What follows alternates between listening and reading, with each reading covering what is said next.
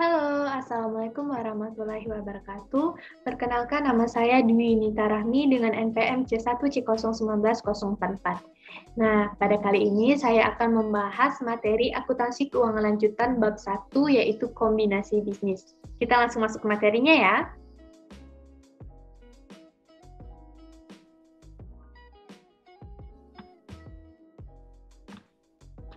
Kombinasi bisnis. Apa sih kombinasi bisnis? Menurut PSAK nomor 22 paragraf 8 tahun 1999, kombinasi bisnis itu sama dengan penggabungan perusahaan atau pernyataan dua atau lebih perusahaan yang terpisah menjadi satu entitas ekonomi karena satu perusahaan menyatu dengan perusahaan lain atau memperoleh hak pengendalian. Banyak motivasi untuk melakukan kombinasi bisnis. Motivasi umumnya adalah melakukan kombinasi bisnis agar entitas tersebut menjadi lebih besar dan berkembang. Nah, ada beberapa motivasi spesifik dari kombinasi bisnis. Yang pertama yaitu menjadikan entitas lebih besar, yang kedua menghindari pengambilan oleh entitas lain, yang ketiga yaitu mensinergikan sumber daya yang dimiliki, dan yang terakhir yaitu kompensasi yang diterima manajemen terkadang dikaitkan dengan ukuran perusahaan. Keuntungan kombinasi bisnis. Kombinasi bisnis itu banyak memperoleh keuntungan ya. Keuntungan akhir kombinasi bisnis adalah diperolehnya imbal hasil yang lebih besar kepada pemegang saham dibandingkan pada saat entitas belum melakukan kombinasi bisnis. Keuntungan kombinasi bisnis tercipta karena entitas mampu menghasilkan sinergi dalam kombinasi bisnis tersebut, sehingga jika nilai entitas sebelum bergabung misalnya 5 dan 3, maka hasil yang diperoleh setelah kombinasi bisnis harus lebih dari 8. Jadi gabungan 5 dan 3 seperti itu. Selanjutnya yaitu pengembangan bisnis. Kombinasi bisnis merupakan salah satu cara dalam melakukan pengembangan usaha sehingga menjadi lebih besar.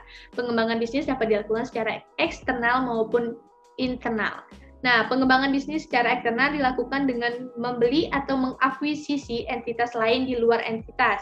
Pengembangan bisnis yang sebenarnya hanya terjadi jika pengembangan bisnis secara eksternal. Karena pengembangan ini benar-benar menjadikan perusahaan menjadi bertambah besar gitu dengan mengambil alih entitas lain.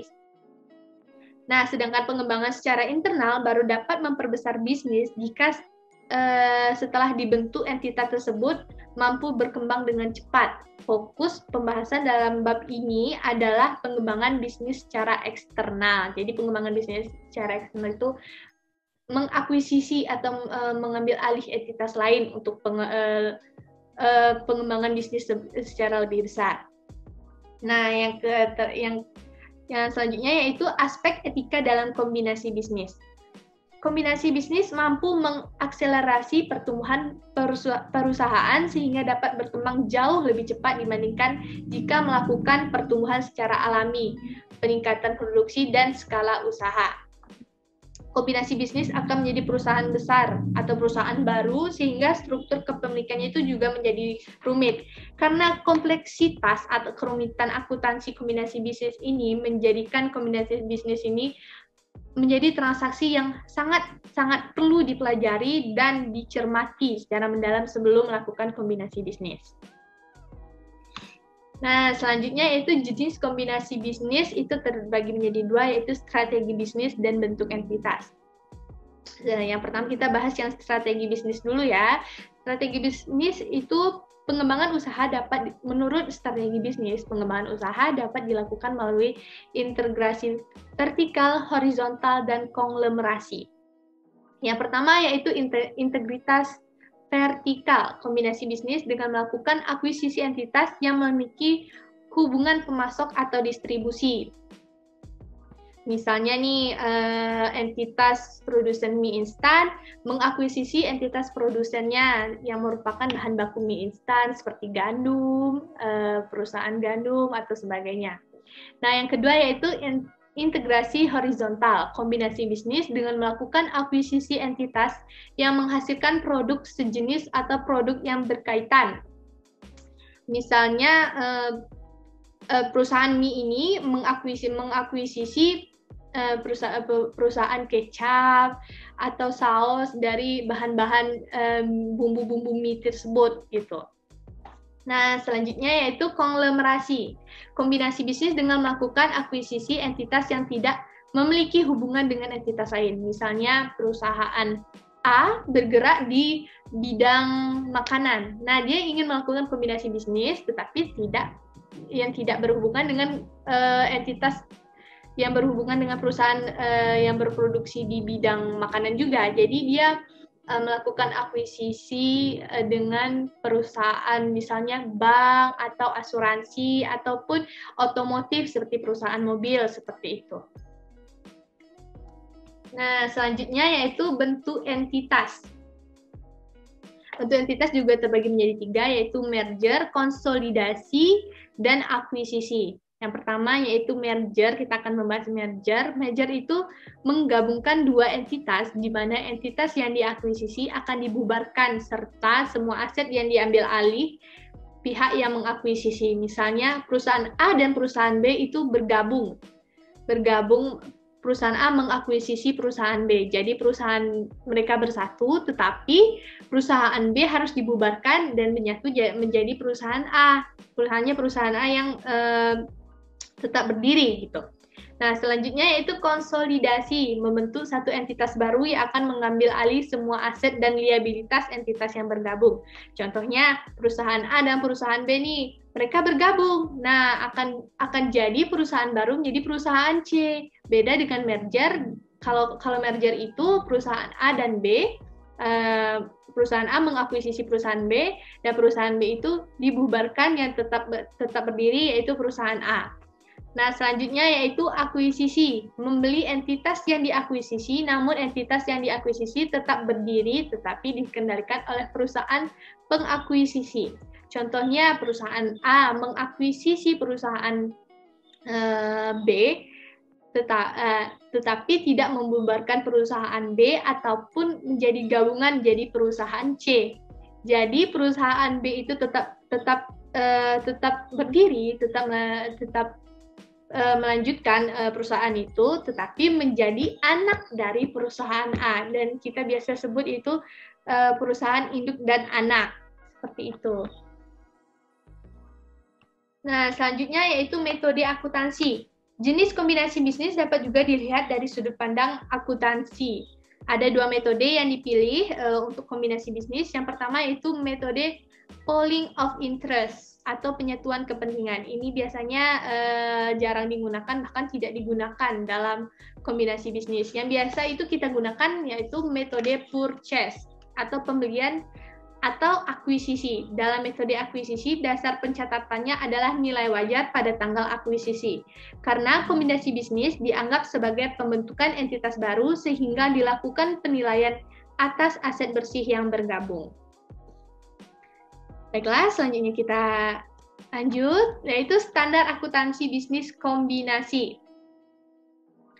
Perkembangan PSAK 22 yaitu kombinasi bisnis. Ya, seperti dari awal tadi ya, definisi kombinasi bisnis itu, apa itu kombinasi bisnis? Standar akuntansi kombinasi bisnis saat ini diatur dalam PSAK 22 paragraf 8 tahun 1999, tetapi direvisi di 2010. Kombinasi bisnis yang telah mengalami penyesuaian pada tahun 2014, sebelumnya ketentuan kombinasi bisnis menggunakan PSAK 22 tahun 1994 penggabungan usaha. Nah, selanjutnya yaitu kombinasi bisnis dan pengendalian. Ya, seperti kita di awal tadi, definisi kombinasi bisnis menurut PSAK 22 mendefinisikan bahwa kombinasi bisnis sebagai transaksi atau peristiwa di mana sebuah entitas memperoleh pengendalian atas entitas lain. Apa sih pengendalian? Pengendalian adalah kekuatan untuk mengatur keuangan dan operasi entitas yang diakuisisi.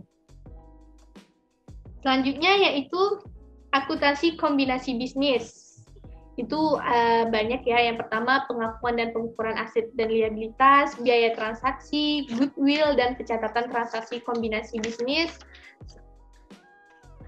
serta ada pembelian diskon dan akuisisi bertahap. Nah, yang pertama kita akan membahas pengakuan dan pengukuran aset dan liabilitas.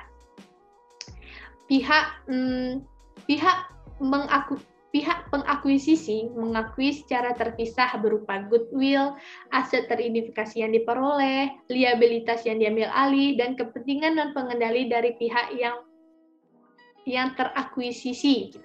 Aset dan liabilitas tersebut pada umumnya diklasifikasikan sebagaimana diklasifikasikan yang ada di dalam PSEK lainnya. Pihak pengakuisisi mengukur aset teridentifikasi yang diperoleh dan liabilitas yang diambil alih dengan nilai wajar pada tanggal akuisisi. Pengukuran nilai wajar atas aset dan liabilitas mengacu pada pengukuran nilai wajar PSAK nomor 68 tahun 2013 tentang pengukuran nilai wajar. Nah, selanjutnya itu biaya transaksi. Transaksi membutuhkan biaya yang sangat besar ya, pasti sudah pasti ya. Nah, biaya tersebut mencakup biaya maklar, advis, hukum, akuntansi, penilaian, dan biaya profesional atau konsultasi lainnya. Biaya-biaya terkait akuisisi tersebut diakui sebagai beban pada periode pada saat biaya tersebut terjadi dan jasa itu diterima, kecuali biaya untuk menerbitkan efek utang atau efek ekuitas. Ketentuan ini mengacu pada PSAK 55 Revisi 23 tentang instrumen keuangan pengakuan dan pengukuran aset dan liabilitas. Nah, selanjutnya itu imbalan yang dialihkan. Dalam suatu kombinasi bisnis, pihak pengakuisisi membayar imbalan kepada pihak yang diakuisisi atau yang sudah dilakukan akuisisi. Imbalan dalam kombinasi bisnis dapat berupa kas, aset non-kas lainnya, efek utang atau efek ekuitas, atau yang diterbitkan oleh pihak pengakuisisi. Imbalan yang dialihkan dalam suatu kombinasi bisnis diukur dalam nilai wajar yang dihitung sebagai hasil penjumlahan dari nilai wajar tanggal akuisisi atas seluruh aset yang dialihkan oleh pihak pengakuisisi. Nah, selanjutnya goodwill. Goodwill didefinisikan sebagai aset tak berwujud. Goodwill muncul pada saat entitas melakukan akuisisi entitas lain. Goodwill itu kayak nama perusahaan itu di dunia ekonomi ya. Misalnya perusahaan A itu terkenal gitu, goodwill-nya bagus, namanya bagus. Jadi ketika kita mengakuisisi perusahaan A, kita juga mendapatkan goodwill yang bagus, nama perusahaan yang bagus. Jadi semakin berkembanglah itu kita, dan kita tidak rugi dalam mengakuisisi perusahaan A tersebut. Goodwill mencerminkan manfaat ekonomi yang timbul dari aset yang diperoleh dalam kombinasi bisnis yang tidak dapat diidentifikasikan secara individu sehingga harus diakui secara terpisah. Nah, untuk mencari goodwill, untuk menghitung nilai goodwill, yaitu imbalan yang dialihkan ditambah kepentingan ekuitas yang sebelumnya dimiliki oleh pihak pengakuisisi ditambah kepentingan non-pengendali. Kepentingan non-pengendali itu kayak yang mengakuisisi saham 20% atau 10%, seperti itu.